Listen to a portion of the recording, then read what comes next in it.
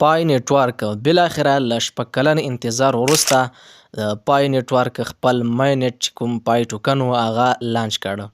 ګرانو دوستانو څو ورځې مخکې د پای نیټورک ټیم اعلان وکړ چې موږ به په 20 د فبروري باندې خپل ټوکن لیست کوو.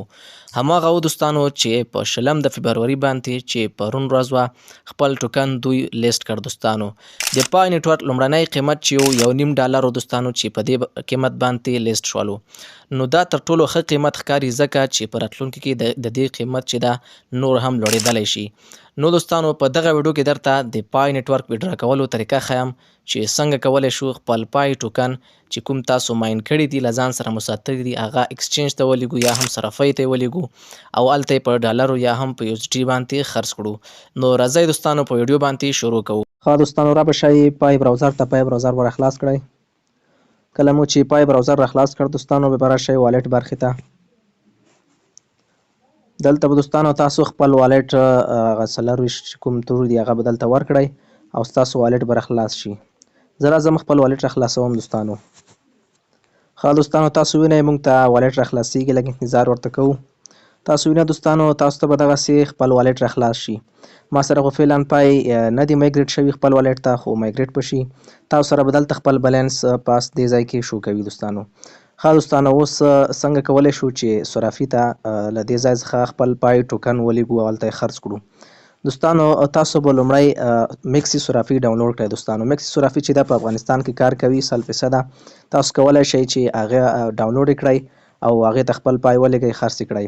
نو دوستانو تاسو پلی سټور ته راشئ، له پلی سټور نه به میکسي صرافي ډاونلوډ کړئ او هغې کې به اکاونټ جوړ کړئ او ویریفای به یې کړئ. دوستانو دلته به راشئ میکسي به دلته ولیکئ. دوستانو سمه ده میکسي دغه صرافي ده دوستانو، تاسو کتلی شئ ما ډاونلوډ کړې ده. زه راځم را خلاصوم یې دوستانو، تاسو ته یې طریقه ښیمه.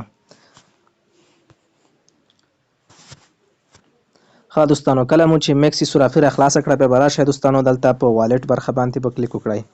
دغه والټ وینئ دوستانو په دې باندې به کلیک وکړئ. کله مو چې په دې والټ باندې کلیک وکړ بیا به راشئ دوستانو په ډیپازټ باندې به کلیک وکړئ. تاسو وینئ دوستانو ډیپازټ په دغه باندې به کلیک ورته وکړئ. په دې مو چې کله کلیک وکړ دوستانو بیا به تاسو دلته ډیپازټ کریپټو دغه به انتخاب کړئ دوستانو، دغه اولنی دغه به انتخاب کړئ دوستانو سمه ده. دا مو چې کله انتخاب کړ دوستانو دلته به تاسو بیا پای ورته سرچ کړئ ځکه چې موږ پای دلته رالیږو دوستانو سمه ده. دغه سرچ کې به ورته پای ولیکئ دوستانو. تاسو وینئ دوستانو زه پای ورته لیکم پای. دوستانو تاسو وینئ سر کې پای نیټورک یې راواړوه. را به شئ دوستانو په همدې پای نیټورک باندې به کلیک وکړئ. چې په دې باندې مو کلیک وکړ دوستانو بیا به لږ انتظار ورته وکړئ. دلته به تاسو ته ادرس راشي د پای نیټورک هغه به له دې ځای څخه کاپي کړئ او بیا به لاړ شئ پای براوزر ته هلته یې پیسټ کوو دوستانو. لږ انتظار ورته کوو موږ ته د پای ادرس رااړوي. ښه دوستانو په میکسي صرافۍ کې د پای ډیپازټ د اوس لپاره سسپینډ شوی ده خو سم به شي، لږ انتظار به ورته کوئ. کله چې تاسو پای لیږئ کوم ایکسچینج ته دوستانو تاسو به همغه پای باندې کلیک وکړئ او دغسې صفحه به تاسو سره خلاصه شي. بیا به راشه دوستانو همدغه پای اډرس چې ده دوستانو تاسو وینئ دغه به راکاپي کړئ او بیا به راشئ همغه براوزر به راخلاص کړئ د پای براوزر سمه ده دوستانو. زه راځم د پای براوزر راخلاصومه. ښه دوستانو زه پای براوزر ته راغلم. بیا به راشئ دوستانو په دغه پی ریکویسټ وینئ دوستانو په دې باندې به کلیک وکړئ. په پی ریکویسټ باندې مو چې کله کلیک وکړ بیا به راشئ په مینولی ایډ والټ اډرس دغه اول نه دویم په دغه باندې به کلیک وکړئ.